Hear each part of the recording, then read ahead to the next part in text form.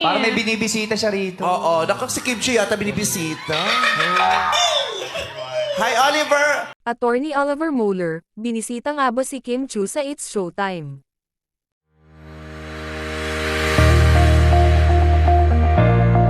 Kanina, sa isang segment ng It's Showtime ng Specially For You, ay nahagip ng kamera itong si Attorney Oliver, at nabaling nga sa kanya ang atensyon ni Vice Ganda.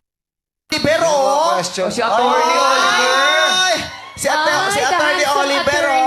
Makikita na parang nahihiya pa si Attorney nang tuksuhin ito ni Vice. Tawang-tawa naman si Kimi sa sagot ni Attorney na may halong kilig, nang sumagot nga ito sa tanong ni Vice, kung sino ang binisita niya sa It's Showtime na special someone. Dito si Oliver, O, si Attorney Oliver! Si Attorney Oliver, Parang may binibisita siya rito. Oo, si Kim Chiu yata binibisita. Kamakailan lang nang sumali si Oliver sa Specially For You, at siya nga ang napili ni Michelle D, at naging controversial din ang kumalat online na mga pictures nila ni Kim kung saan ay magkatabi silang kumain.